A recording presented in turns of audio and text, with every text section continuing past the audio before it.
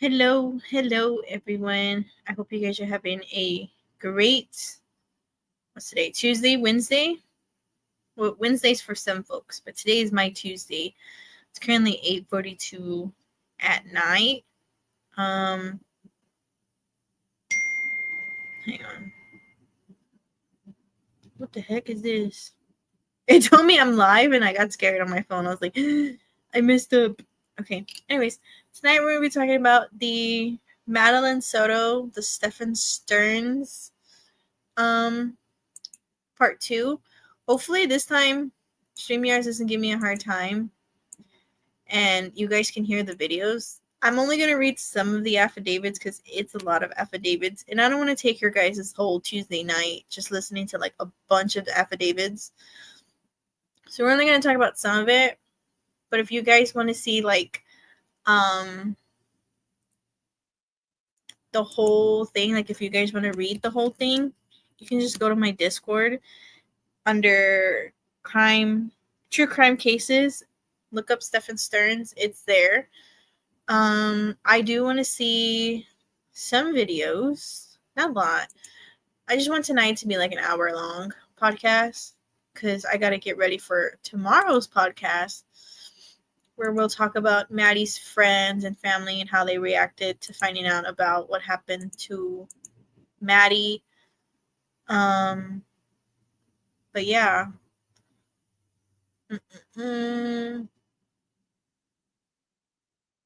Okay, hold on. Let me get. Oh, I have messages on Discord I didn't see. This is why I do. I don't know what boosted my server. Oh, hang on, guys.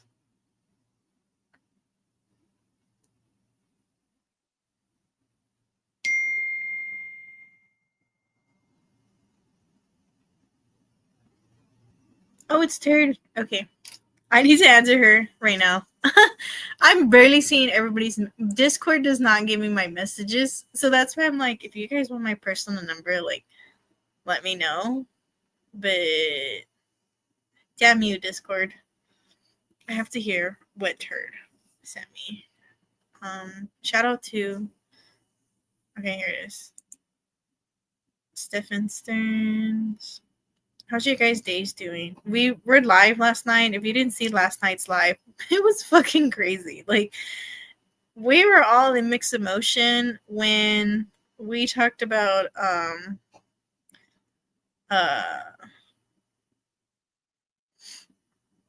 when we talked about Hannah Kobayashi. I was like, what the shit? We were expecting a different outcome, but Hannah Kobayashi's case was something that was like, what the shit? Like, what did we just experience? It was crazy. I talked about Hannah Kobayashi.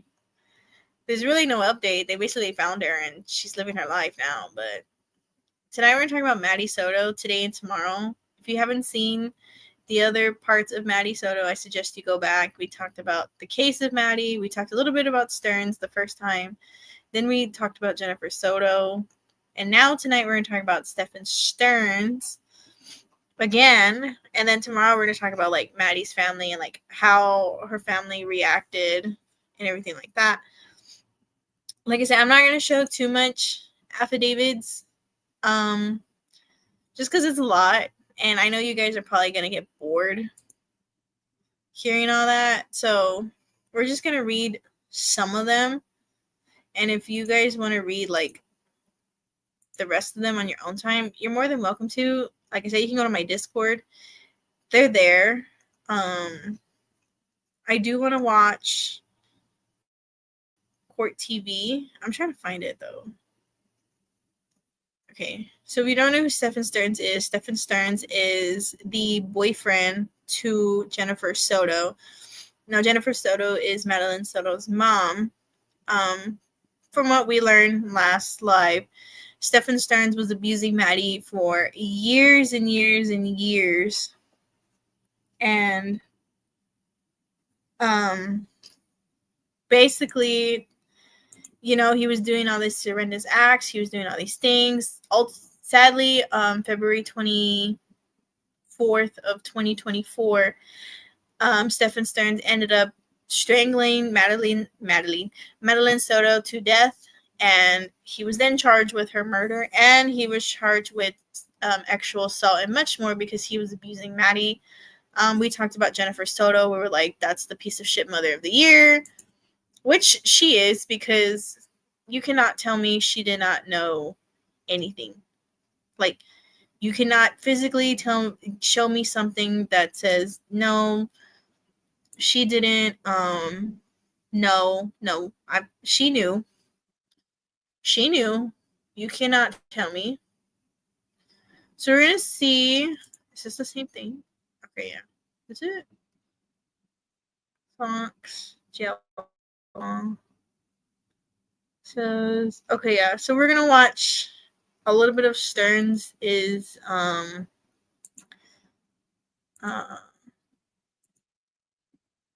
whatchamacallit?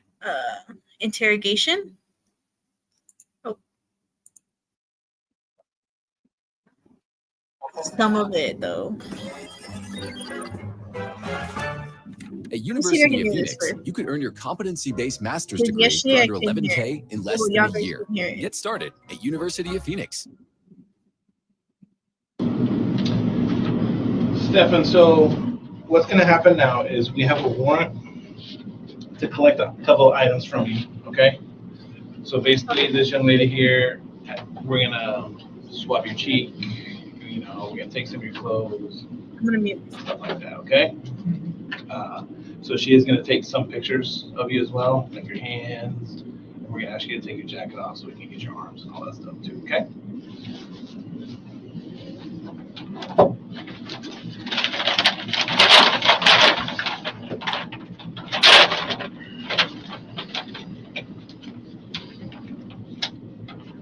What's driving here?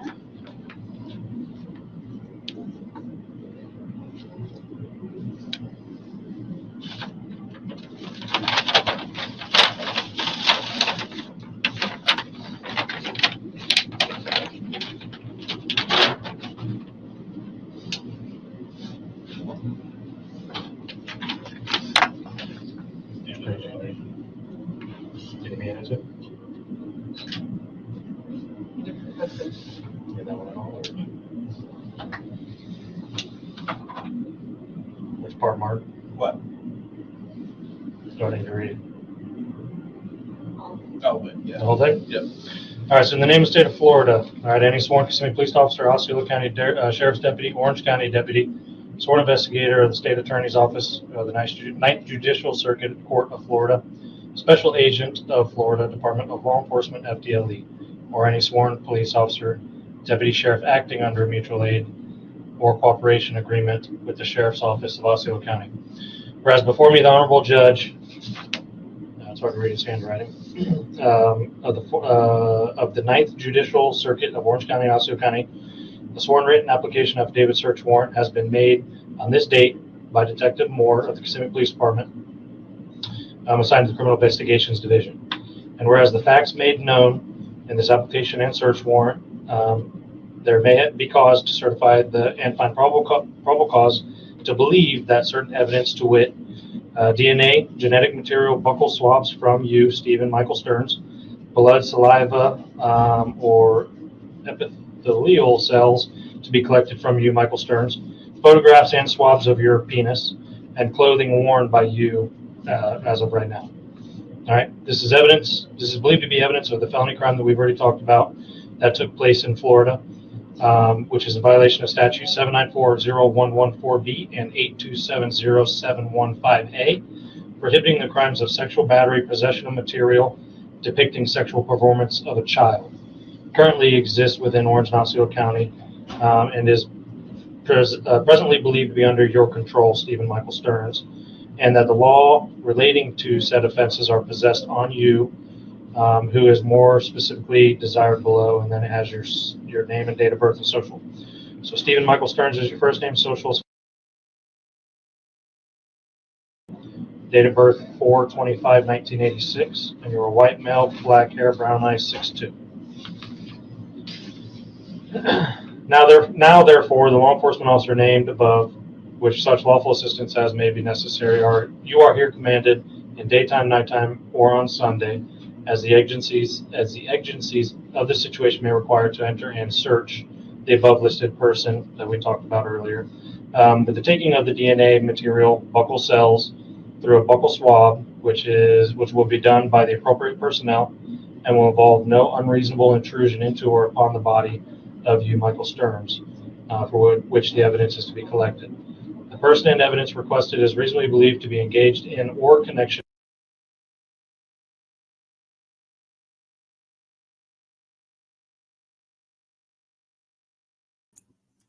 I do have to talk. I was talking and I was muted. The heck? Basically, hold on.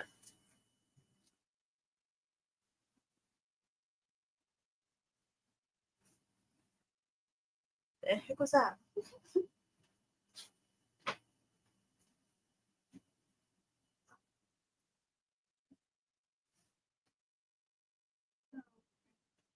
So basically,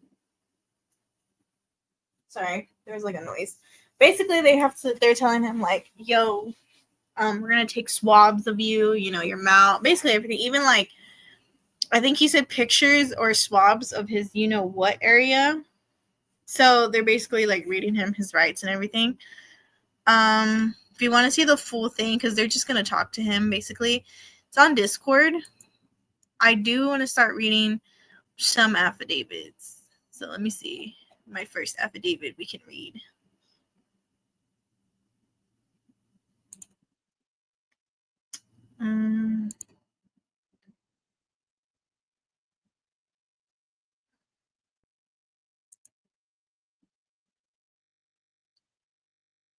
So we're going to read a little bit of this one. Like I said, if you want the whole thing, it's on my Discord.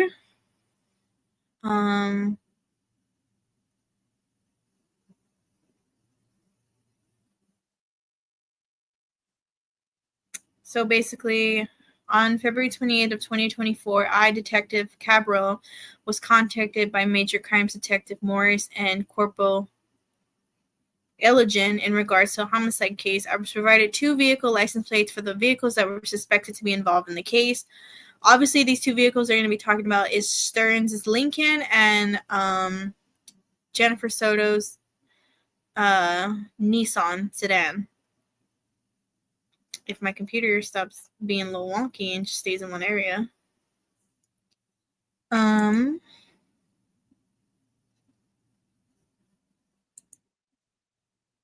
So basically, he's just saying that he was just going to look for these vehicles. He was going to see, where they drove to, where they were at, what's in the vehicles, things like that.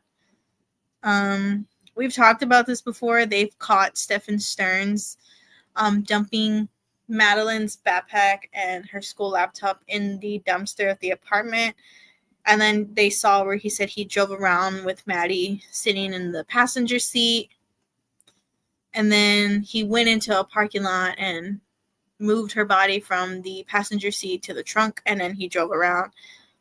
Things like that. And then they're going to say that, he went to the area that he dumped Maddie's body at. So that's basically what they're saying here about the vehicle. We talked about that in the other live. If you haven't seen it, I suggest you go back and look at it. That's basically what it is. We talked about the cars. We talked about his, like, where he drove and things like that. I do want to read. It's a 64 page, so I'm not going to read the whole 64 page. I'm only going to read some of it to you. If it does have information. If not, we can actually read his other. I know you guys want to read. Did we read? No, we did read some of his affidavit involving his counts that he got. He got 60 counts. So here. Oh, okay. What's going on here? Okay.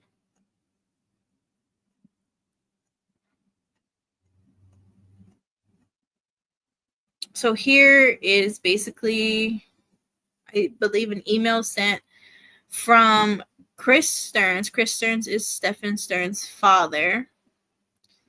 So basically, he's like, how does this work? Is it like snail mail? I assume like everything else, everyone has access and can read these messages. I think this will get limited use. We'll see. Thoughts. So it's basically, they're going to show us emails that's been sent, that's been sent to Stephan Stearns, and that Stephan Stearns sent out while he's in prison. So this is from Specialist Jay Gary to Stephan Stearns. This involves voting. He wants to know if he can vote. So if you would like to vote, this is the time of the year again. Please write the program office with the following information if you would like to vote in the 2024 primary election. Sign up by June, and it's basically telling you like how to do it and how you can vote while you're in jail. By law book closing on July 22nd, 2024. Anyone who wishes to vote in this election may be registered by the date. Misdemeanor conviction in Florida, can prisoners vote in jail? Generally, yes. You do not lose your right to vote if you are convicted of a misdemeanor in Florida. If you are incarcerated for a misdemeanor, you should check your voter registration status. My concern is, why do you want to know if you can vote behind jail? Like, the heck? Then again, it talks about the election. Basically saying like, here's the deadline from when you can vote. So then this is from Stephan Stearns to his father. He put, hey, I just got access to the tablet again. They have moved me to a regular isolation cell in C-Pod now. Presumably this is where I will stay for a while. It's not exactly the Ritz. It's a small cell and the pod is quite noisy. I don't think I would miss the medical pod. But now I wish I was back in that big cell where at least I could partially see out of the window and look at the sky and the grass and the trees off in the distance as they swayed in the breeze. I would try to call you as soon as possible. I imagine you have your hands full with puppies, and I can't wait to hear all about it. I love you both, and I will call soon. P.S. I'm still waiting for the books to get into my hands. No clue if they were delivered yet.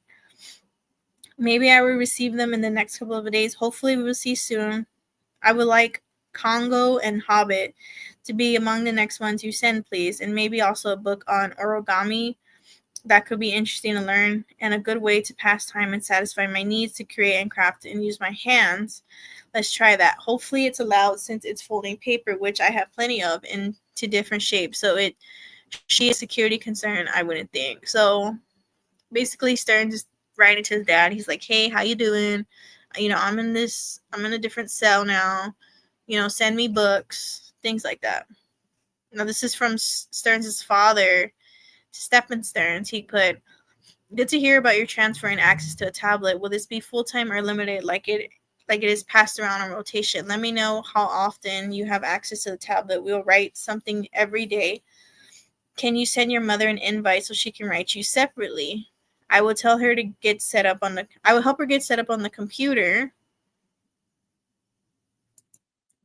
We confirmed a few books were received yesterday, the 18th, 5 of them, and 1 more on Monday. We'll jump on the origami book and order it now. The puppies are doing well. Lacey is a super mom. Get this. Yesterday, Mom had to rescue one of the puppies who got its leg in the collar. She snagged the puppy out of the pen, sat down on the bed to adjust the collar. While she was sitting there, Lacey, at a dead still, leaped over the 3-inch pin, landed squarely on the bed to be with her puppy. I hate to think that it would have happened if she miscalculated the jump. Today, after many consecutive days of rain and threatening rain, no rain, we're in that rainy period of nonstop torrential rain that creates chaos with home building, flooding, messy days. At least the ponds and the retention ponds are looking normal again. They were really low. Tomorrow we travel with Lacey and the puppies to the vet and have the dew claws removed. This will be fun. Not. Although it's better than your mom doing it, who's always a nervous wreck. It's worth the expense to avoid 7 puppies is 28 dew claws. Yet better to have the vet do it. Mom's writing a message below. Ordered the origami kit, which is a book and 20 pieces of specific origami paper for the patterns. Also sent out the Hobbit and Congo. That would be book-wise for the next couple of weeks. Those should hold you. Have the rest you want in the cart and marked as saved for later, so I wouldn't forget which ones you want. Is mom writing loves and hugs to you? Stearns writes back, hey, the battery's going low, so I gotta be quick. I don't know how often I will get the tablet since others use it.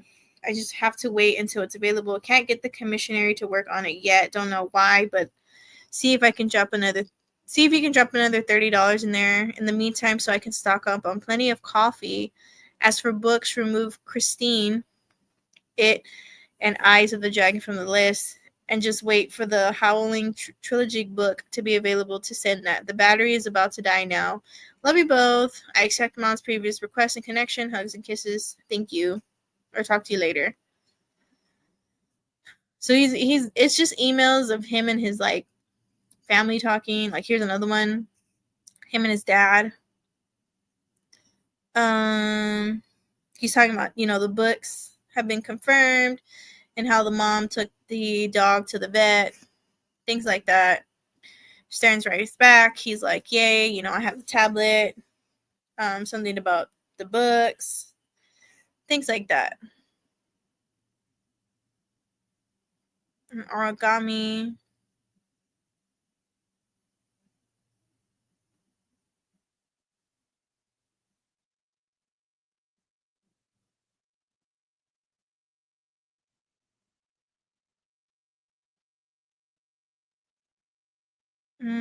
Okay, let's read this part.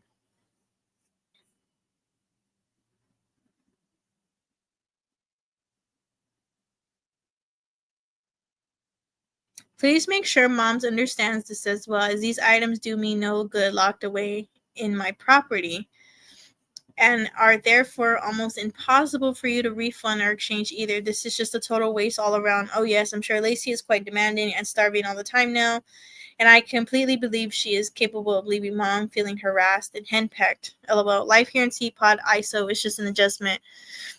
Just getting an eating utensil with meat is a hassle. Proper spoons are provided to people in Suicide Watch and medical, but apparently not here in the regular pods, which leads me to believe that there must be a standard issue utensil, which I don't have. When I mentioned this to the officer, spending food at lunch, he said, I have to figure something out and walked away. I have to talk to the officer since I started in Suicide Watch and for the last 3.5 months have been in areas that are heavily restricted. I suspect there are many things which I should have but never received. Yada, yada, yada.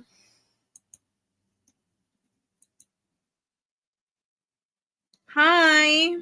Happy Taco Tuesday, Denise. Welcome. I haven't seen you. Are you new to my channel?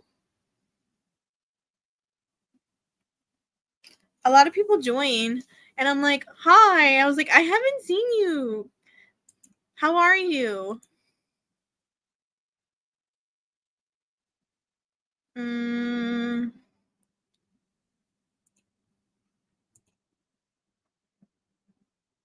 Okay.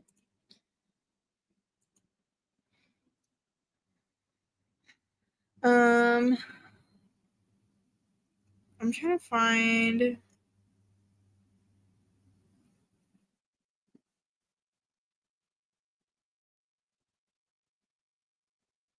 There was one part in this email that really caught my attention. I think it's between him and his mom. So I'm kind of looking for that. I'm kind of just proofreading. That's the thing about affidavits. I have it saved to the part I want to read, and then it ends up when I'm going to read it, it ends up not coming out. It doesn't bookmark it. But if you're into true crime or anything, Scribit is a good place to get your affidavits from. It does show ads and stuff like that, but it's definitely a good place to get your affidavits from. So they're just talking about books right here. I'm trying to find that one piece that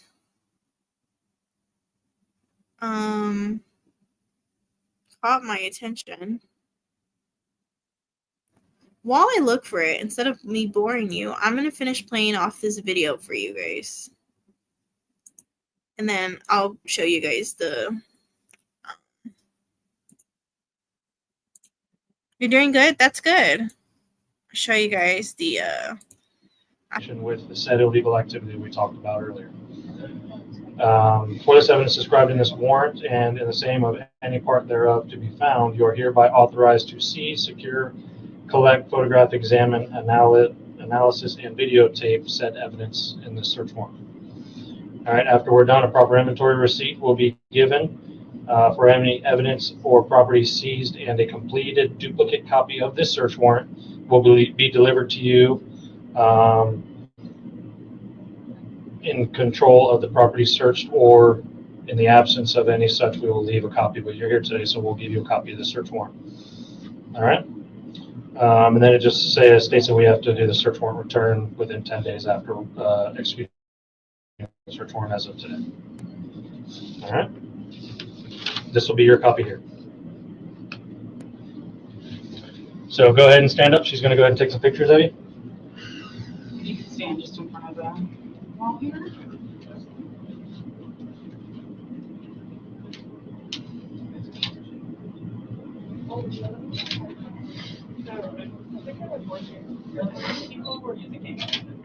And if you could put your hands out like this and turn them over. You don't want to kick off his watch. Yeah, that'll work.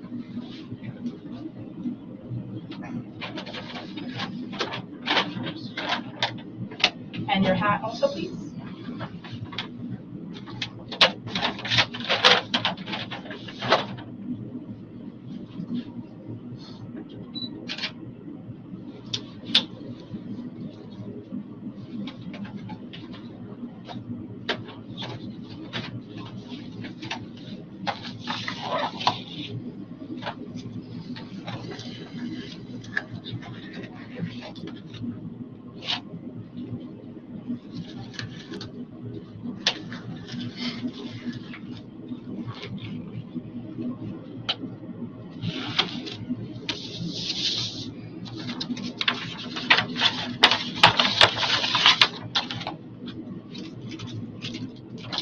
Okay, if you could open your mouth.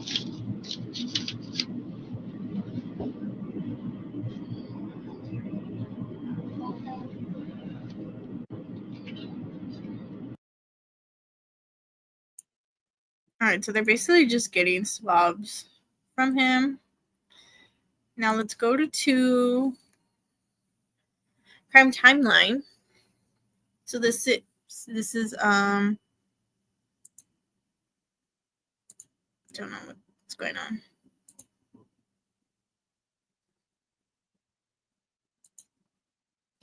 Okay, so this is just his emails we talked about.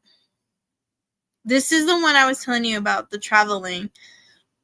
This is the one about the car. Oh. Where it shows you where they pinged the car, where they pinged his phone, things like that. This is what I was going to show you guys. Obviously, it shows the route he went, and it's basically the timeline we read the other live where he was in certain places.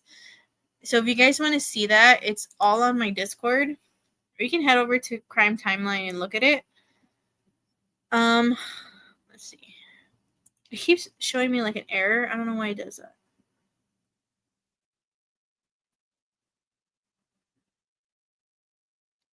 So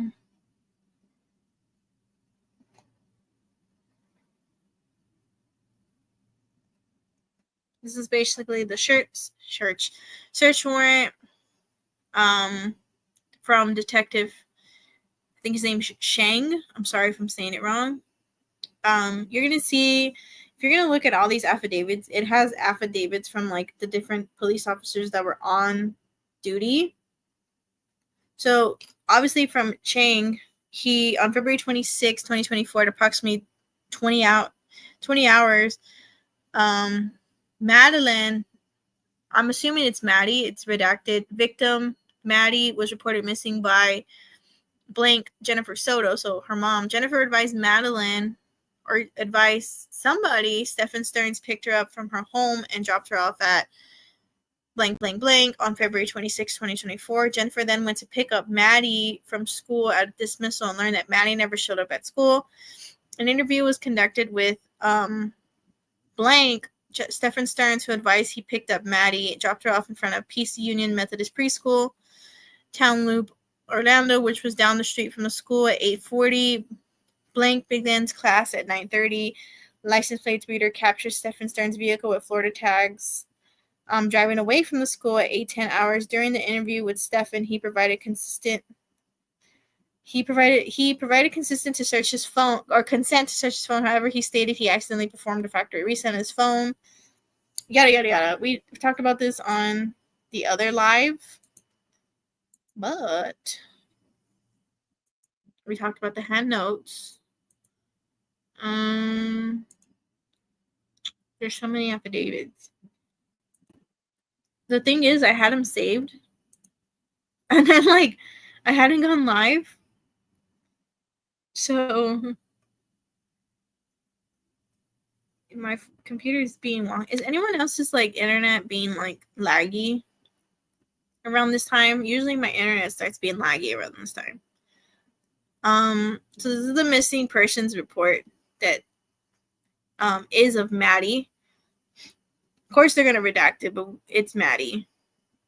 They redact her medications, her social security. Jennifer Soto, obviously Jennifer Soto made it.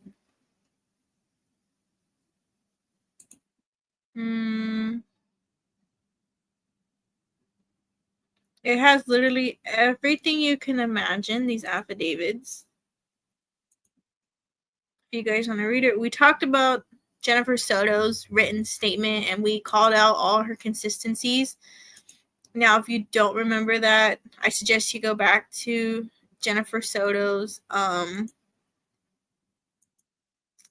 live. We literally looked deep into Jennifer Soto. We caught all the lies. We're like, look, you had inconsistencies, because she said, that she saw Maddie in her written statement. She said she saw Maddie, whatever. And then when detectives talked to her, she was like, you know what? I didn't see Maddie. I don't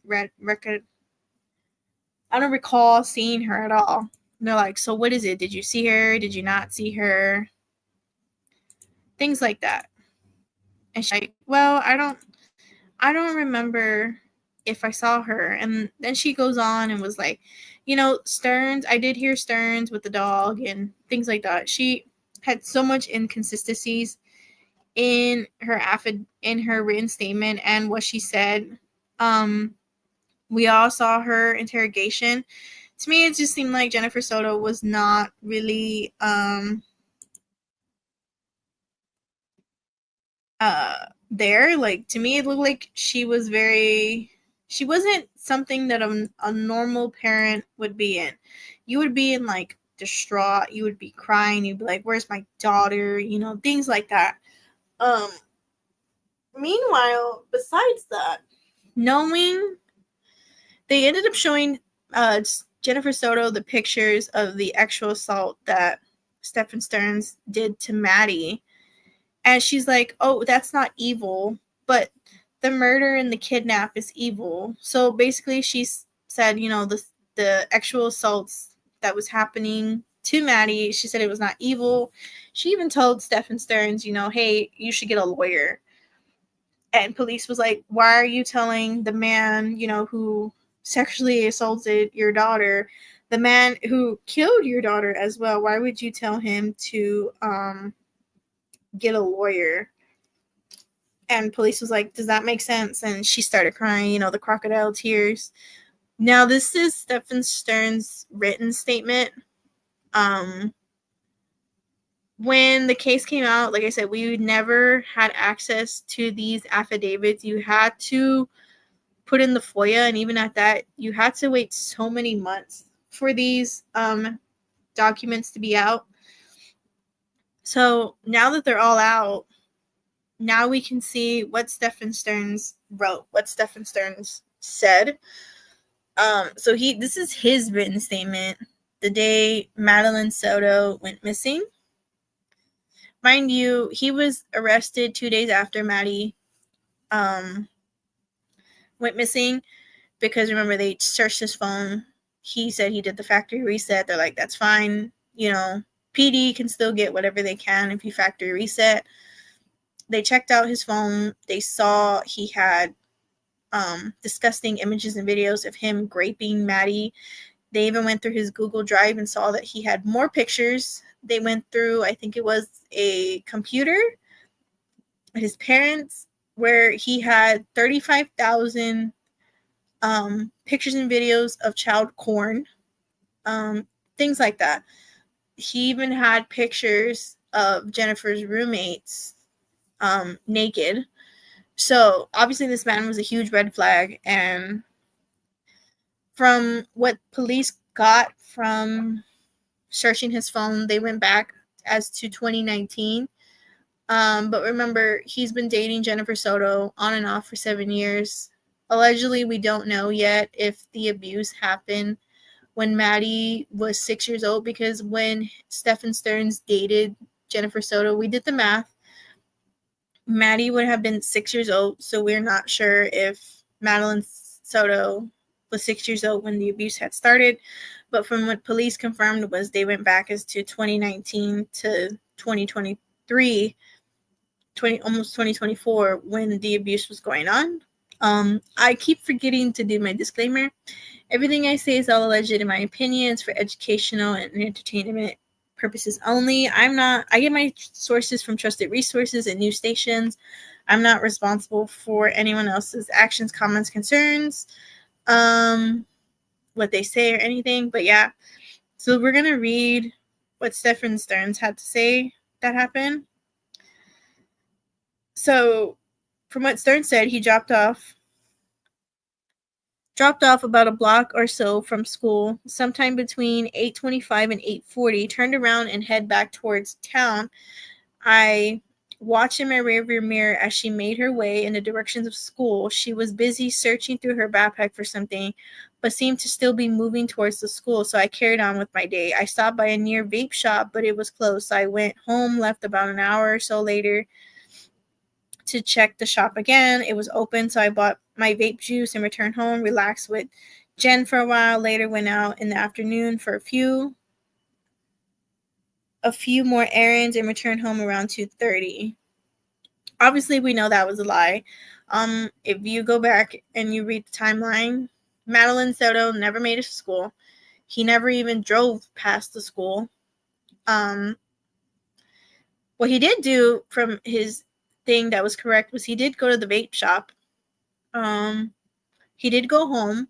He went home and dumped Maddie's backpack and school laptop. Remember, he killed Maddie that morning, February 26th. It had to have been that Sunday of her party that night or the early morning of the 26th. It's still unknown how he got her lifeless, I hate to say this, but her lifeless body from inside the house to the car. Nobody knows. There's no surveillance footage. Nobody knows how he did it, especially with people around, and like, it's 2025. Everyone has a Ring camera. No, it was not caught. From what I know, no one has video footage of that. So he had Maddie's lifeless body. We read it in the timeline for a few hours, sitting in the passenger seat until he went to the parking garage and moved her lifeless body from the passenger seat to the trunk. Drove around. He passed by Hickory Tree Road where he got a flat tire. He dumped the body. He changed the tire and he went on with his day and pretended like he didn't know what would happen. But yeah, Jennifer Soto, I believe she had an appointment that day for blood work, if I'm not mistaken. We had talked about it in her life. But that's what Stern said. He kept on the story. He was like, no, I took her to school and I saw her at school. But we all know in reality that was like the biggest lie ever.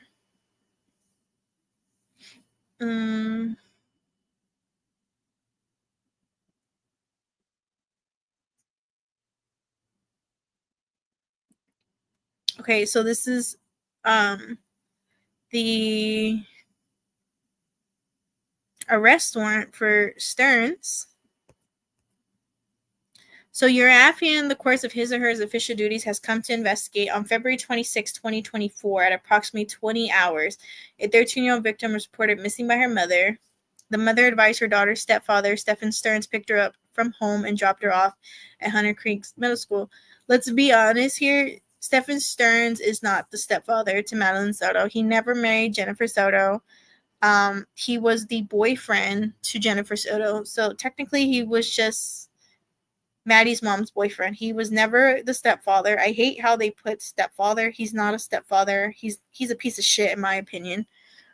I would have put the piece of shit Stearns. The mother then went to pick up the victim from school at dismissal and learned the victim never showed to school. The interview was conducted with the victim's mom's boyfriend, Stephan Stearns, who advised he picked up the victim and dropped her off in front of the Peace United Methodist Preschool, which was down the street from the school at 8:40. We talked about this. How they canvassed the area. Upon reviewing the contents of Stephan's phone, several images and videos were located which depicted the missing juvenile with her chest, her front area, her back door as the focal point of pictures and videos. That were also pictures and videos depicting the missing juvenile's front door and her mouth being with the man's down there. As such, the files depicted the actual performance of a child. Urafian has probable cause to believe Stephan was in possession of material depicting the actual performance of a child. It should be noted, and this is where they talk about his, his man parts. I'm not going to talk about it because I don't want to talk about his man parts. But if you guys want to read it, you can find all this on my Discord. Basically, they were saying that they compared his man shaft, his man, to the videos he had, and they're basically saying it was a match. I was observing several different pieces of clothing to include pattern underwear, shirts, blankets, and sheets.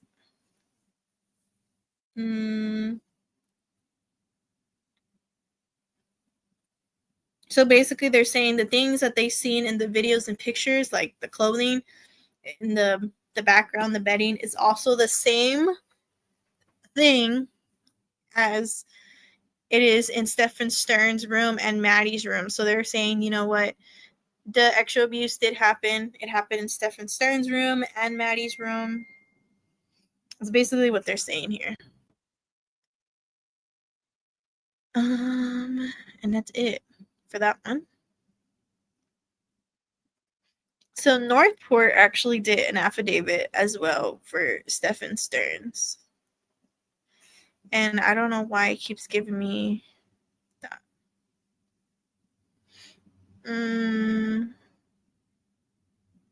I don't know. It's going to show me. I'm at 44 minutes. Okay, so I think this is just the police timeline. Like, who was on duty and things like that. While I pull up the next affidavit, I'm going to show you a little bit of court TV. Let me see.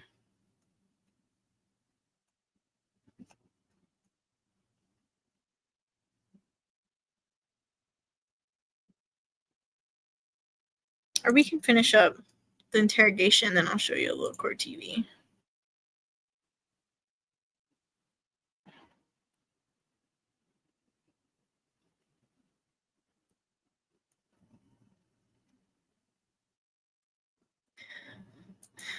No, I'll show you court TV because this one, it shows where they're taking pictures of him and then he takes his shirt off, and I don't want you guys to get blinded by that. they basically had to take swabs of everything, pictures of his downstairs.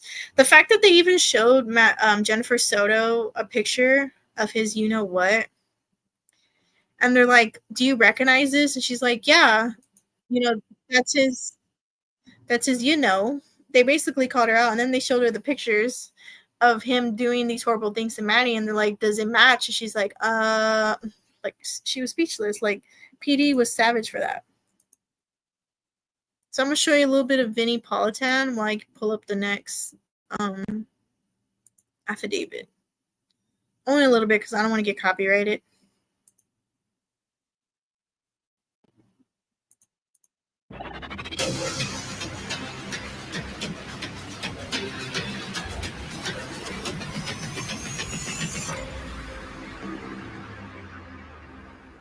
I'm Vinnie Politan. The subject of my investigation is the murder of a 13-year-old girl named Madeline Soto.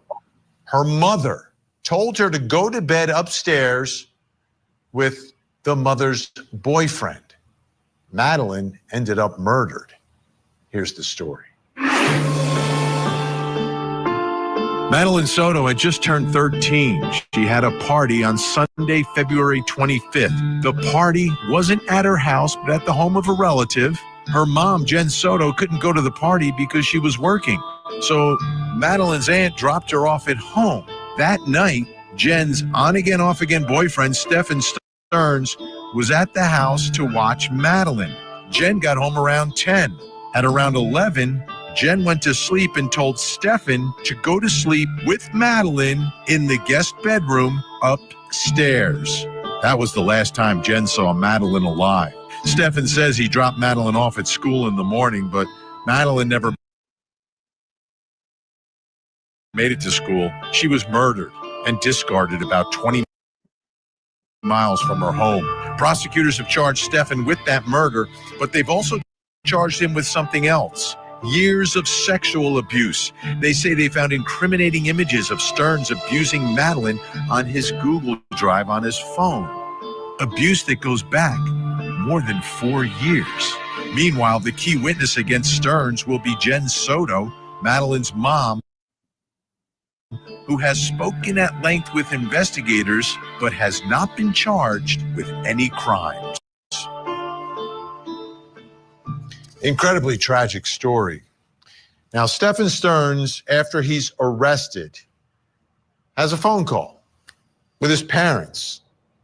And I think he knows, I think the parents know, I think everyone knows, those calls are recorded. Let's take a listen to this call, because one of the big issues in this case and trying to figure it out, because there's surveillance video of Madeline at different times, is trying to figure out from the timeline, when did Madeline die? As we listen to this part of the phone call, it's interesting. I mean, what we're hearing from Stephan Stearns himself. So let's listen. Again, this is him after he's arrested, speaking with his parents. I wish I had done the correct thing to begin with. I wish I had run downstairs and shaken her awake and called 911 and all that. And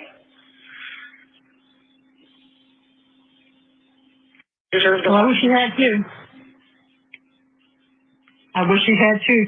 Maybe she could have been saved, but she was beyond that. Okay. When someone's that ice cold and just gone. She was in a different part of the house? Yeah. She wasn't with you? Well, she had gone to be with me earlier in the night, but I left her alone for quite a while I was sort of just walking around and, haunting around the house like I do. Sometimes I go out for walks at night, or I just sit on the couch and just fiddle around on my phone, or just, I don't sleep well at night, especially when I've got to be up early and do something the next day. Yeah. And that was the case. So every time I realized anything was wrong, it was. She was in a different part of the house when you found that out. She was still upstairs. Oh, she was upstairs. Okay. Yeah, I left her alone there. She was upstairs and he had left her. Okay? In this home, there's bedrooms downstairs, there's bedrooms upstairs. Stephan Stearns was upstairs, and he said he left her upstairs. Brings us to the first question in our investigation, and it's an important one, extremely important one. Did Madeline die in Stephan Stearns? The fact that he's like trying so hard to like cover his ass, it like baffles me. Like, if those, remember we talked about it back when the case had happened, there was a lot of like speculations and allegations going around that Stephan Stearns had like a crazy teenage years where allegedly, I don't know if it's true or not or confirmed yet, but where he spiked women's drinks with his exact how, I don't know how to say it without YouTube trying to like come for me, like banana me for saying it, but like his glory water, his, you know, his sperm, things like that. And the fact that the parents try to cover it up, it's all alleged speculation. I don't think none of us know if that's true or not, only they know. But if that is true, you know, his parents covered it up then. Can you imagine if they're trying to cover his ass now? I'm sure they're still trying to cover his ass and be like, look, Maddie did it. You know, Maddie threw herself on Stephan Stearns, but how is it 13-year-old little girl why would a 13-year-old little girl throw herself on a grown-ass man? Like, I don't think she did. We all know she didn't. We all know Stephan Stearns was a perv. He was nasty. So that's why I was like, I see he's trying to cover his ass, but ain't nobody in this world going to believe you at all. Like, no. Hi, Turd. Y'all guys should go follow Turd. I don't know how to make you a mod so you could put your channel. I have to figure it out.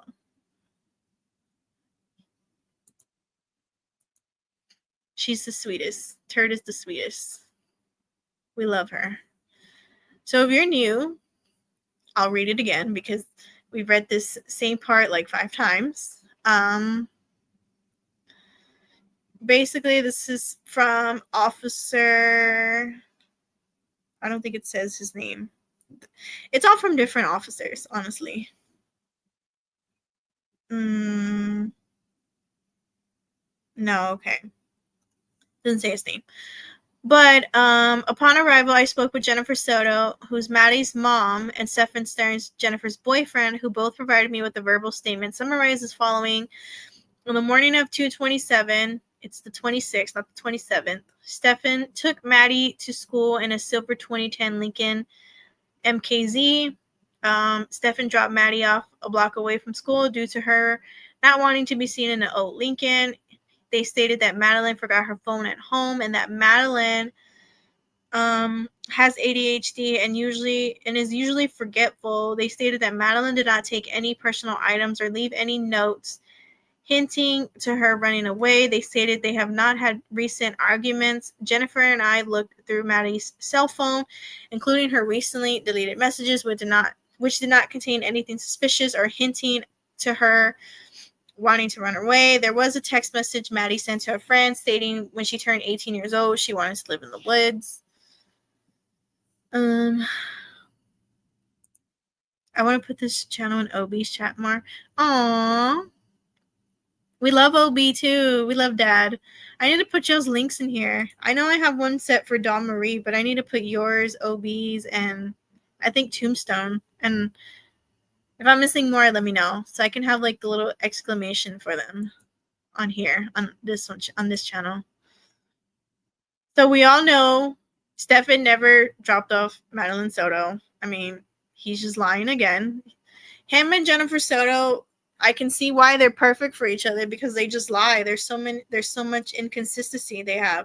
Jennifer Soto was like, no, I saw Maddie. Then she went and said, no, I didn't see Maddie. And now Stephan's like, oh yeah, I dropped off Maddie. really, you didn't drop her off. I mean, you had her in the car, but you were driving around with her deceased body. Now this text message thing where the sent to the friend how she wants to live in the woods area. Obviously, allegedly, it cannot be Maddie who sent that text message. A lot of people speculate that it was Stephan Stearns who wrote it and tried to make it look like Maddie did try to run away and try to like throw him, like make it seem like he wasn't the bad guy. But bro, they went through your phone. Of course you are the bad guy. They saw the shit you did to Maddie. Like, Jennifer and Stephan allowed me to search the residence with negative results for Madeline. Stephan took me to each family member's vehicle outside of the residence with negative results for Maddie inside of any of the vehicles. I observed a handgun in the rear back pocket of the driver's seat in the Lincoln MKZ, which Stephan stated he usually leaves it in the vehicle. Stephan also advised me not to pay attention to the donut tire in his vehicle due to him recently catching a flat tire earlier that day. I want to say, I think it was Jennifer's live, we actually saw the pictures of Maddie's makeshift room.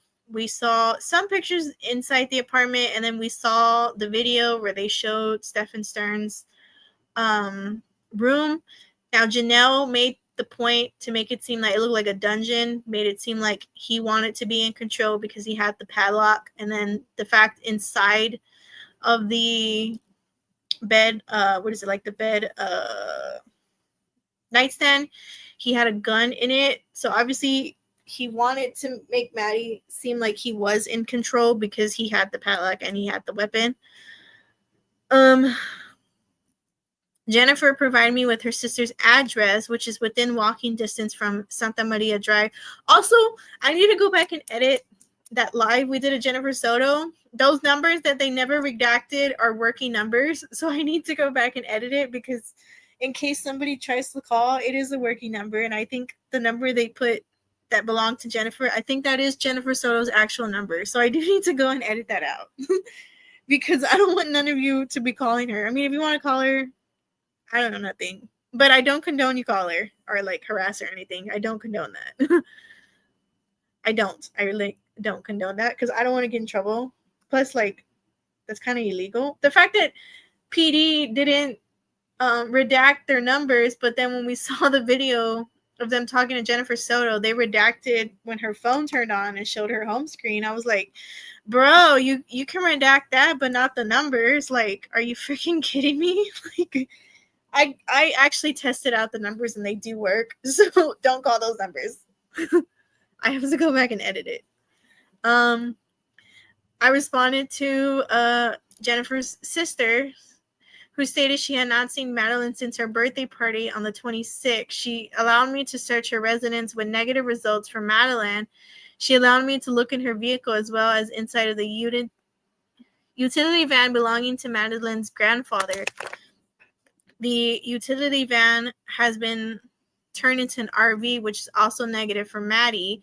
On the 27th at approximately 23:01 hours, I responded back to 4012 Santa Maria Drive to meet with multiple detectives under supervision from OCSO while they interviewed Maddie's family again. Officer Owens and I stood by the aforementioned address until property relieved. All that. They had the camera footage. This is just like different officers' point of view. So this officer, basically, they assigned him to just stand there and observe the residents while they talk to everybody inside.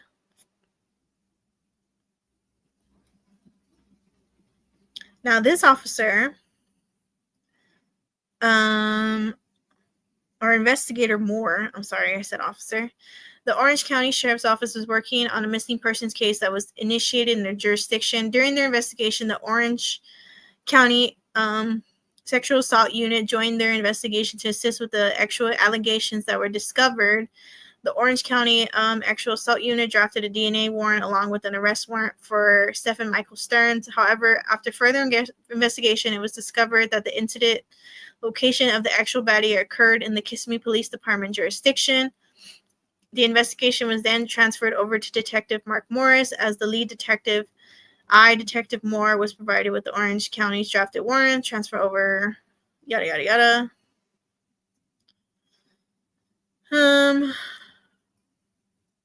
So this is just showing like different point of views from different officers. Hey, good morning. Busy at the minute. Can't type, but listening. Hi, Janelle. And Turd. Everybody who's here. I can't really see the comments because I have the screen split. But I promise I'll get to the comments. Yeah, it's just different like police officers talking about it and where they were at. So this one is talking about Jennifer's written statement. We read Jennifer Soto's written statement on her live, and then we saw her interrogation and we looked at it and all the inconsistencies that happened. So Jennifer completed a sworn written statement at the Orange County or to Orange County deputies to the following. Jennifer stated on February 26th at approximately 8 o'clock hours, she saw Madeline getting ready for school. Jennifer stated Stephan Stearns took her to school and dropped her off close to the school. Jennifer and Stephan dropped Maddie off. Or Jennifer said Stephan dropped Madeline off on Town Loop Boulevard between Town Center Boulevard and Hunters Park Lane. Jennifer said Stephan dropped her off between 8:30 and 8:45. Jennifer stated Madeline never made it to school. Jennifer went to Hunters Creek Middle School around 1600 hours to pick Maddie up.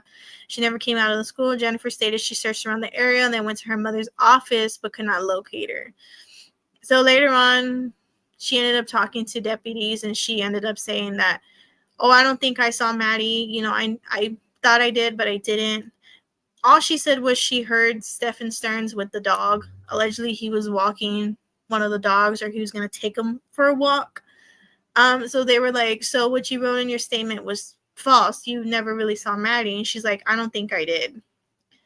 I'm going to be honest with you. Allegedly, I don't think she ever saw Maddie. I think she's just doing it to cover her ass.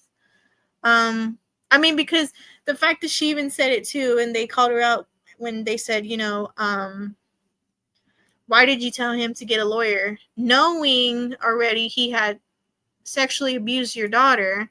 And she was like, well, and they're like, no, well, you don't tell somebody that. Like, that's your flesh and blood. Like, you're not going to tell the man who hurt your daughter to get a lawyer. And on top of that, she said that the sexual assault was not evil, but that the her going missing and her being murdered was evil. So that right there shows me what kind of a piece of shit she is. So on February 27, Detective Hunt from the Orange County Sheriff's Office received information that Maddie did not report to school on the previous day. Therefore, Detective Hunt began his investigation.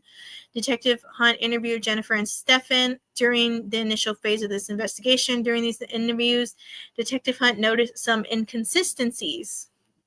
So Detective Tangler, with the Orange County Sheriff's Office, also asked to assist with interviewing Stephan during his case. Detective Tagler would eventually become the lead investigator for the Orange County Sheriff's Office case. Detective Tangler contacted Stephan at Jennifer's house or condo. Detective Tangler was provided locations where Stephan's vehicle had been seen during the time. Stephan stated he dropped off Maddie at the school. I have all that where they pinged his car and they pinged his phone. It's all on Discord. But if you want the full thing, you can go to Crime Timeline and it has all the different affidavits. It even has like Stephan Stearns, from what I'm assuming is their alleged divorce and something about him being in an accident when he was little. It's all there if you want to see it. But yeah, where was I? Oh, stated he dropped off Maddie at school. Detective King there confirmed Stephan about his location during the interview, but Stephan would provide answers that did not match up to his vehicle location. Stephan provided consent to search his phone. However, he stated he accidentally performed a factory reset on his phone On the 26th, Detective Tangler asked Stephan a second time if he consented to the download of his phone, and he agreed and provided his passcode. Detective Tangler then proceeded to the security gate at the Vietnam Bay to review video. Upon reviewing the security video, Detective Tangler observed Stephan's vehicle exiting the complex with a female wearing a green sweater in the front passenger seat. The female was slumped over to her left, which is an abnormal way for a person to be seated in the vehicle. We later find out that it was Maddie who was in the passenger seat, and Maddie was already deceased. He just threw her in the car, and her body, since I hate to say it, it was lifeless. She slumped that way. At this point, Detective Tangler decided to secure the residence at 4012 Santa Maria Drive for a search warrant. The Kissimmee Police Department was notified and asked to assist with this case. Detective Smallwood responded to assist Orange County in the search. The decision was made to have patrol officers from the Kissimmee Police Department secure the location for the search warrant to be executed on the 28th. And then, this one is basically what they found on Stephan's phone, and what they found on Google Drive. Now they did find, remember, he factory resetted many times. He factory resetted his phone the night before. Once they took him in for questioning, they're like, hey, can we search it? He's like, yeah, but I factory reset it. Even if you factory reset your phone, no matter what, the FBI, your local police, or whoever can still access the information that you have on your phone, even if you factory reset it. It won't be the whole thing. It'll be some of it. So when they downloaded his phone, they found images and videos going back from when we read the affidavit from 2019. Now, we don't know if there was more prior to 2019, but they did find videos and pictures. And then on top of that, we read where they looked at a computer that was at his parents' house, I'm believing, and it had 35,000 pictures of child porn. We said that in the other live, and that's when I made the question as if he was watching those child porn, how did his parents not see it? How did they not know? But if they're sharing different logins on that desktop, I'm pretty sure he logged out of his user where they couldn't see it. But this one, it talks about some of the images that they found, and we talked about it earlier. It showed her, showed everything and what he did to her. I'm not going to read it because I read it earlier, but during this time, it was also discovered Stephan did not drop off Maddie at school, as he previously stated. Based upon the contents of Stephan's Google Drive and the suspicious nature of Madeline going missing, it was decided that I become the lead investigator from the Kissimmee Police Department.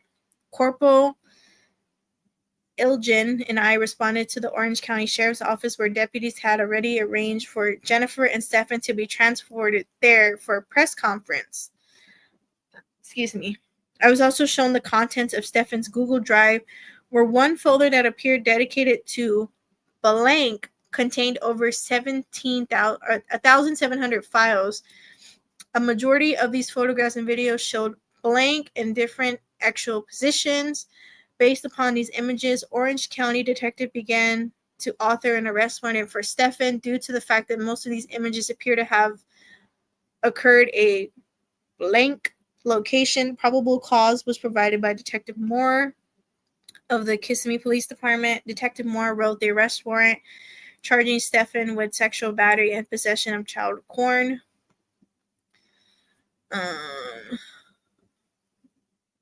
While the arrest warrant was being written and obtained by Detective Moore, at approximately 16:45 hours, I contacted Jennifer in a conference room at the sheriff's office. Jennifer was asked questions about Maddie being missing and the dynamics of the household. Jennifer stated her and Stephan had been dating on and off for approximately 7 years. We did the math. Maddie had to have been 6 or 7 when they first started dating. Stephan had moved out of the house in the later part of 2023, November, December-ish. Jennifer stated while they were together, they would either all sleep in the same bed or Madeline would sleep with her when Stephan was not there. When asked if it was normal that Stephan and Madeline to sleep together without her being there, she said yes. Jennifer stated if she needed a good night's sleep due to her anxiety, she would ask them to sleep in a different bedroom. Orange County detective had previously shown Jennifer photos of Stephan's, man area for identification purposes. Jennifer did not want to believe. I believe the part it's redacted. It says Maddie. So Maddie and Stephan were engaged in sexual activity. Jennifer asked to see the image of Stephan's blank. So I think his, I printed out a picture of Stephan's Google Drive that showed Maddie, I believe it's Maddie with Stephan's what in her mouth. Jennifer said she did not recognize anything in the picture, as if she was in denial. However, she became visibly upset. I asked Jennifer additional questions unrelated to this particular case. I excused myself and told her I was going to speak with Stephan. So basically, PD was like, hey, I'm going to show you a picture of your boyfriend's, his winky. And she was like, okay. And then they end up showing her the pictures of Stephan doing these horrible acts with Maddie. And now all of a sudden she's like, no, I don't recognize it. Girl. I contacted Stephan in the interview room at the sheriff's office. Stephan was asleep when I entered the room, along with Corporal Iligen. After introducing ourselves, I explained the reason why we were speaking with him. I read Stephan his Miranda warnings, which he waived and agreed to speak with us. Stephan stated he had known Jennifer for several years and they dated for most of that time. I asked Stephan what the sleeping arrangements were within the home. Stephan stated Madeline typically sleeps with Jennifer in Jennifer's bed. Stephan stated Maddie wanted them all to sleep in the same bed when he returned from being away for several months. Stephan stated Madeline always needed human contact when going to sleep. Stephan referred to it as snuggling. As the interview went on, I asked Stephan if Madeline has ever been sexually active with anyone in the past. Stephan stated there was an incident when she was much younger. Stephan said Maddie did something with the phone or camera, but she wasn't scolded for it. Stephan said she was very young when this happened. I asked Stephan if he provided Orange County deputies consent to search through his phone. He stated yes. I asked Stephan if he had a Google account. He stated he did. When I asked Stephan if he saved pictures to that account, he said sometimes. Stephan stated he did have pictures of him and Maddie saved to the account. When I asked Stephan about all those pictures he saved, Stephan then asked if he could be talking to a lawyer. Shortly after that, Stephan requested an attorney. Stephan was arrested for sexual battery, redacted. When the victim was under 12 years old and possession of child porn, the search warrant was obtained to connect DNA from Stephan. The warrant was executed by Orange County detectives and forensic unit. I was able to search through Stephan's Google account, observe the following images. So now it's going to describe what was in the pictures. Now, if I'm only going to read some of them, but this is very disgusting. This man is very fucking disgusting. The fact that he said he referred it to snuggling, and then he said, where was it? She wanted all of them to sleep together and she needed human contact. We talked about it before. Anxiety, you don't just get anxiety. I have bad anxiety. I have anxiety due to grief. I looked it up, and anxiety comes from when you go through like some type of trauma, when you go through grief, when you go through like an abuse, things like that. For Maddie to have bad anxiety, she wanted to always be with Jennifer Soto. She always wanted to sleep with Jennifer Soto. We said it. Maddie wanting to sleep in the same bed with Jennifer Soto is basically her trying to like call for help and be like, hey mom, like, I'm not okay. Something's wrong. because she didn't want to sleep by herself. And the reason she didn't want to sleep by herself was because we think that she knew that if she was by herself, Stephan Stearns would go into the room and do all these horrible things. So she said, we said allegedly, you know what? She was probably like, I'm going to go sleep with my mom, because if I sleep with my mom, like, he's not going to harm me. He's not going to hurt me. My mom's literally right next to me. Like, he can't do these horrendous acts that he thinks he can. And we talked about how we were saying that, it showed all the signs from Jennifer Soto to question it, and the fact that she didn't question it was so wrong. And I mean, Stephan Stearns is a fucking creep. Literally. So I'm only going to read some of it, not all of it. So the first image they got was back in, I believe it was 2019, if this is what the file is, if I'm reading it right. It's a video file depicting a a female resembling Maddie who would have been blank blank is laying next to Stephan in a bed watching cartoons on the television. Stephan is asking Maddie to put his what in her mouth for 3 seconds as he counts. Stephan states that Maddie would not be able to play with the phone unless she did it. So basically, he's in control. He's like, you know what? If you don't do these things to me, like, you're not going to get on the phone. You're not going to do this. You're not going to do that. He was in control. He wanted Maddie to know he was in control. He gave her ultimatums, too. So another one is of 2022. It's of him putting his fingers in her downstairs area while she's asleep. All this next thing is just of the pictures of what describing the pictures and what was going on. A lot of it is redacted. Like I said, I'm not going to talk about it because it's just very disgusting. There were hundreds of other images containing redacted within Stephan's Google account, with most of them depicting sexual activity. A copy of Stephan's Google account was submitted into evidence. So Stephan was like one nasty ass perv. And then obviously it talks about Jennifer's sworn written statement. We read it. I actually have it where you can see she wrote it. I can show you again if you guys want to see it. And right here, it's basically just saying, introduction. Okay. I'm going to wrap this up because OB is going to go live and I want to see it. Recently, we talked about this where they interviewed her and they talked about her written statement.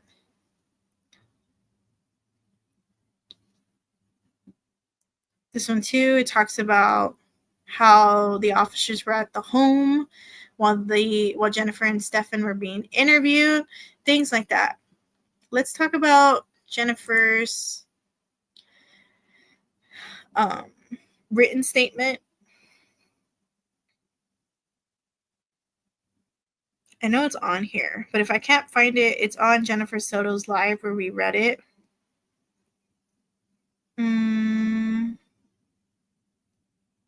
While that's going, I'm going to play you the rest of Vinny, and I'll find her written statement.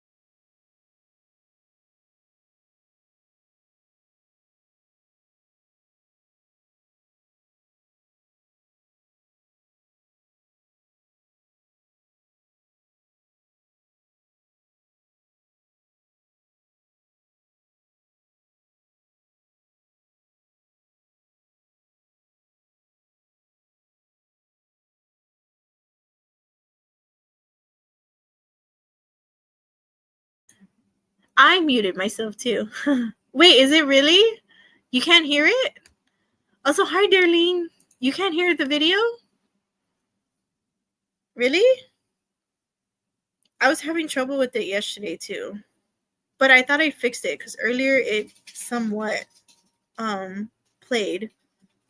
Can you not hear it? Hold on. No sounds? What the heck? Can you not hear it? But could you hear it earlier when I played it?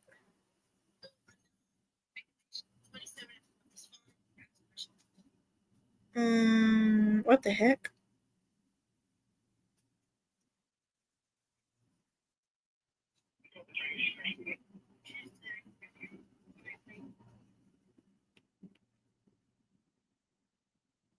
That's weird how you can't hear it. Okay. Is it because I muted it on this side? What's on?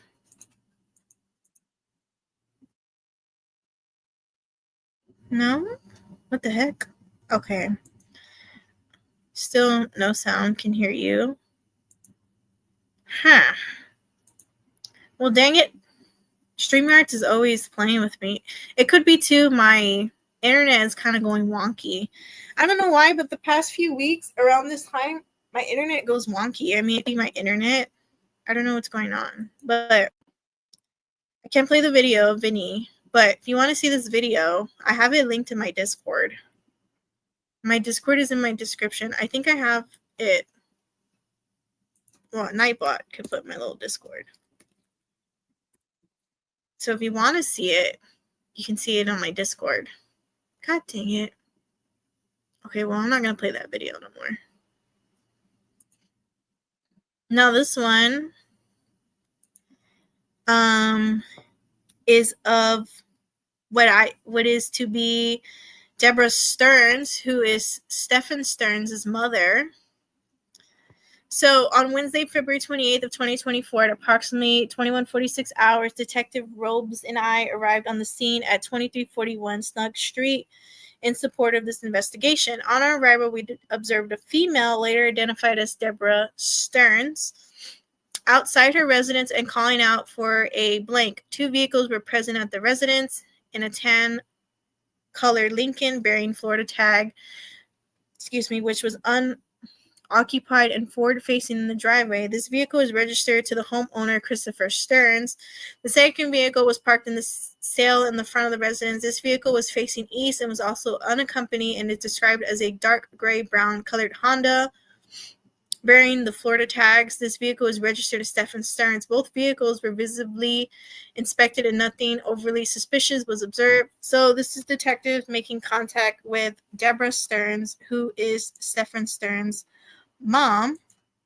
I will rewatch it after Obi. Okay, yeah, I'm gonna finish up probably by like 10:15. I should be done because I do want to see Obi's live tonight. Contact was eventually made with Deborah, who was very emotional during our initial interaction. Initially, Deborah only appeared to be upset by a torso she found in her son Stephan's room. Deborah would elaborate on this torso and describe it as a sex doll. This later determined to be a rubber plastic toy found by Deborah when she was cleaning the room where Stephan had been staying. Deborah advised that Stephan was not there, but she believed he had returned to the property last night. It was later divulged by Deborah that she was awoken at exactly 3:19 hours in the morning to her 5 dogs barking in the manner to alert her that someone was at the house. Deborah's husband, Christopher Stearns, was not home last night, and he had ventured to Orange County at approximately 23 hours to assist their son Stephan with the recent housing crisis. Deborah believed that if Stephan returned to the residence, that he either returned to blank or for cash that was kept within the home by her and Christopher. Deborah advised that she retrieved blank from Stephan's room and secured them inside her bedroom last evening. Deborah permitted us entry into her residence to conduct a security sweep of the home. Nothing of inventory value was observed, and the room where Stephan resided was photographed to accurately depict its appearance. The 28-digit images were later uploaded to evidence.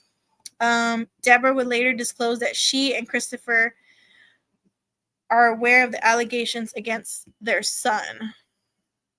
So Stephan and that Christopher is currently being interviewed by the agency investigating the allegations. Deborah expressed her disgust in the crimes her son is alleged to have committed and is hoping that Maddie is found alive.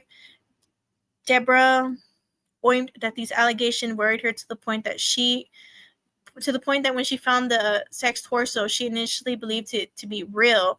This then led her to exit her residence to call out for blank. This is what Detective Robes and I heard at our arrival, as Deborah ultimately believed that Stephan had returned at 319 a potentially abandoned blank in the wooded area surrounding in their residence. I walked the exterior of the home and accessible adjoining lots and did not locate anything of the inventory value. After clearing the location, I responded to the storage facility where I then asked to check a model home at 1309 East Price. This is the property that Stephan may have frequently due to Christopher's relationship with the builder, Bright Homes. This residence was secure. Nothing of inventory value was located. He escorted the K9 team. Basically, they found nothing there at the storage unit.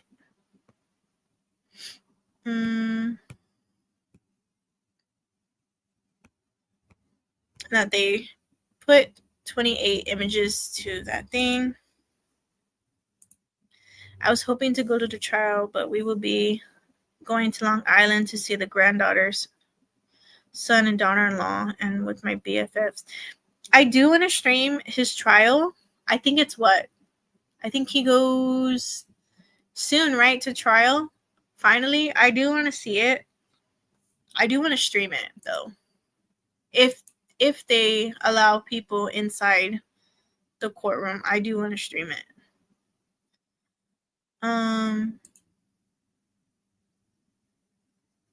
What is this?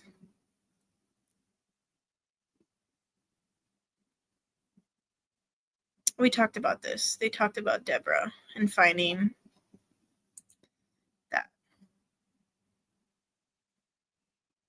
Now this is the incident report from Osceola County. It's only one page. I think. So on the above date and approximate time, the inmate Stephan Stearns was placed on blank status by nurse Tulliston due to the nature of his change. Inmate Stephan has been charged with actual battery, victim 12 to 17 years of age, possession of child porn, and sexual battery, the victim under 12-8. He had 60 counts. That's what they're trying to say. It's basically just saying they moved him.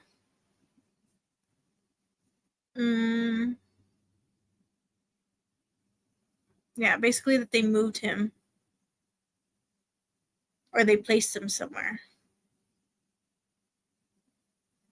Now what is this? This is a 501 page. I read some of it earlier, but if you guys want to read it, it's on my Discord, or you can go to Crime Timeline, and if you guys want to read the whole 501 pages, by all means, you can. I read some of it. I read some of the important stuff. I didn't read all of it, and I didn't want to get way deep into it. We even read the part where they talk to the neighbors. I didn't want to get real deep into it because some of these affidavits are not redacted. And I'm afraid if I show something, I'm going to show something that's not redacted, and then I might get in trouble for it. Like his social security on one of them was not redacted. I had to redact it myself. It is crazy. So this is a search warrant that they did for the storage unit he had. We did see the pictures of the storage unit.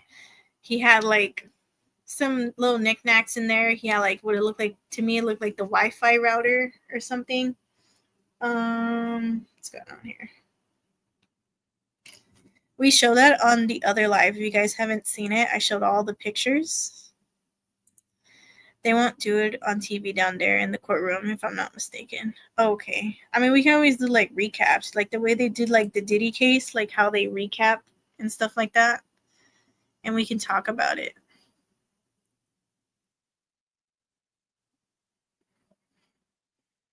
I'm trying to find, like, the main parts for you guys. I would play the video while I'm looking for it, but I don't have sound. I don't know what's going on. Yeah, they talked about, this is basically like pictures they took of the storage unit. I have the pictures. I can show you if you guys want to see it.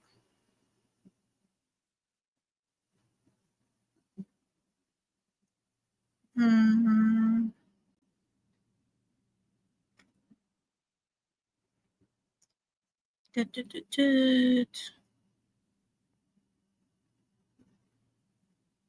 I'm trying to read like the actual thing. So basically his mom, when we read the other affidavit, his mom was like, look, I found this sex toy in my son's room. And hearing all these allegations that he did to Maddie makes me believe maybe he did do it. Deborah, he did do it. Like, that, your son was the walking red flag of all red flags. Like, we've talked about him and all his nasty shit he did. Like, you, Jesus, damn.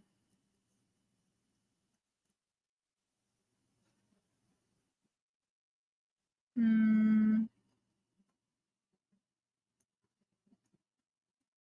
trying to see.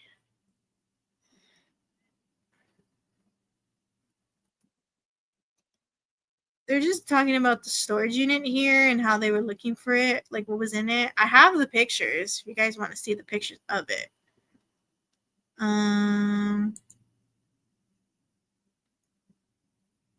So this is recent. The supplementary discovery. I will show you a video, but it won't play it.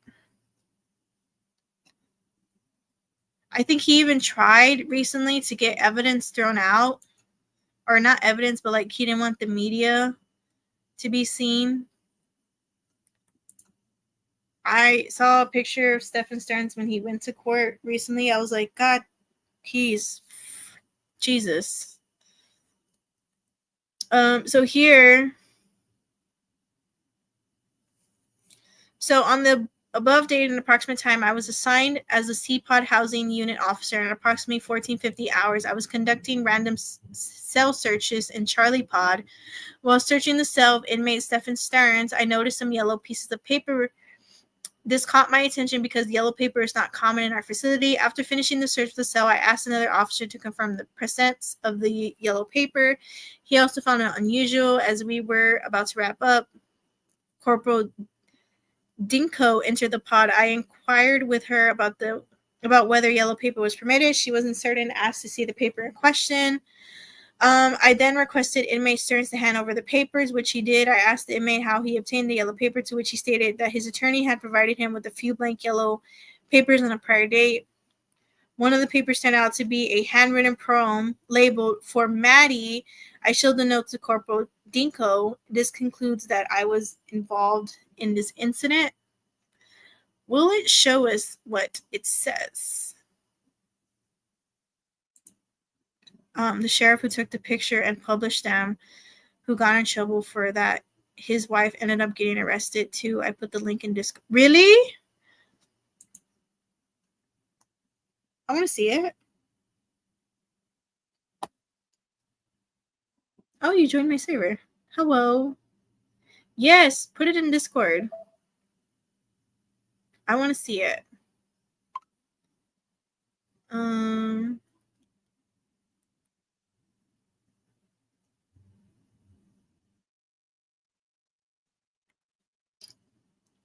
I didn't know she got arrested. In the above dates and approximate time while assigned to CPOD housing, I was conducting a random search.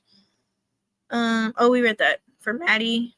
After closely examining the handwritten note, I noticed a few lines that concerned me. I immediately reached out to Counselor Mendoza from the Mental Health Service. Mendoza had been involved with inmate Stearns since he was first brought in because of his high-profile case. After reviewing the note, she agreed with me or agreed to my assessment that it needed to be reported. Counselor Mendoza then evaluated inmate Stern to determine if he needed additional mental health support.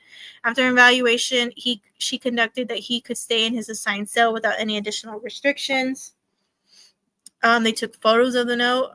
I like to see what the note said. And it does. Look, it says, for Maddie with a heart. I'm assuming it says for Maddie. Now, bear with me because it is kind of blurry. But it says, always, your hair was like honey with eyes stormy blue. Gone far too soon. I will always miss you. Your smile was a treasure. Your laughter filled the room. This world is not the same. I will always miss you. I loved you so much. I would have died for you with no end to my tears. I will always miss you. As I held you in my arms, my heart died with you. Rest in peace, sweetheart. I will always miss you. Ew, that gave me the chills. Ew. That literally gave me the freaking chills. Jeez. Ew. So, I mean, let's evaluate this. This right here, let alone. As I held you in my arms, my heart died with you. What do you think he means by that? Like, what do you think he means by as I held you in my arms, my heart died with you? Second is, why would he write a poem for Maddie?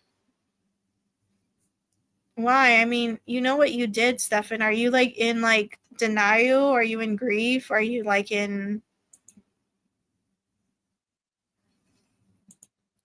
I send it to you in Discord as a private message. Okay, I'll check it right now. Thank you. Thank you, Darlene.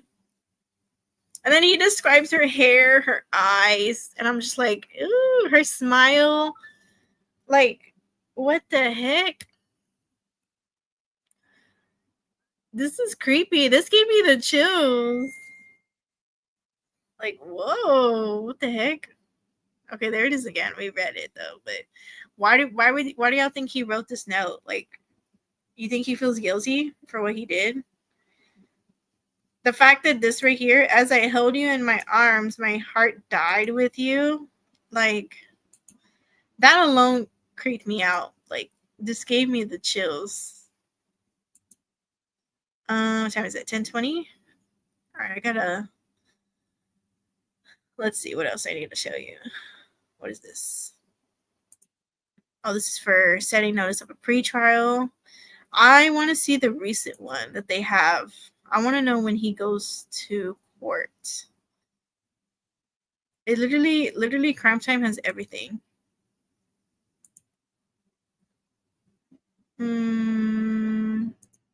I was going to show you the video of him in court when he went, but I don't have sound. I have to fix StreamYard. He makes me want to vomit. Me too. He makes me want to vomit, and like, he's just creepy all around. Oh, yes. I got it. Here it is. Yay. Thank you, Darlene. All right, let's see this one. So the wife of sheriff, or the arrest of sheriff's wife, deepens the public corruption probe in South Florida. Oh, I want to read the full thing. Let's see. There we go. Geez, she looks scary. That I got kind of scared. Just weeks after Florida sheriff was hauled off in cuffs over a $21.6 million gambling ring, his wife now faces a felony of her own. We talked about the sheriff. This is the same sheriff who leaked that picture of Maddie's deceased body when they found her on Instagram, and then he came on and was like, no, I didn't do it. It was an accident, blah, blah, blah. Then we even read like what else he did. He did the gambling ring. I think I don't know if it was him or an officers had assaulted somebody, if I'm not mistaken. We talked about that on the other live as well. Sick son of a bitch, in my opinion. Yeah, he is sick. According to the court records, Robin Lynn Lopez was taken into custody by the Lake County Sheriff's deputy at 9:55 a.m. and booked on conspiracy to use or invest proceeds derived from racketeering activity, a second-degree felony. She's being held without bond. Her arrest just comes weeks after her husband, Marcos, the now suspended Osceola County Sheriff, was arrested on June 5th in connection with the $21.6 million illegal gambling operation based in Central Florida. According to the Attorney Office General, Sheriff Lopez used his elected position to protect and expand the criminal enterprise, collecting a share of the illicit proceeds and allegedly leveraging his office to shield an operations from law enforcement scrutiny. Investigators say the gambling ring operated for years across Lake and Osceola counties, generating millions in legal profits following his arrest. What the heck?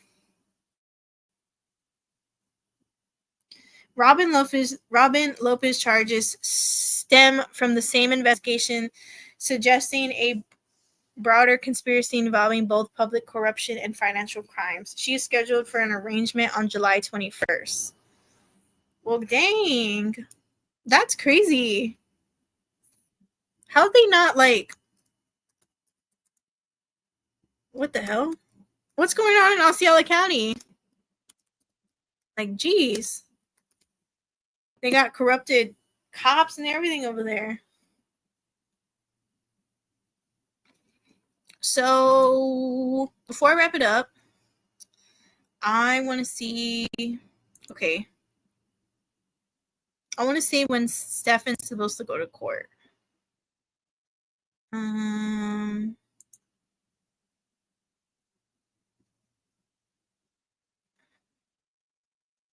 So it says July next month, but it doesn't say a date.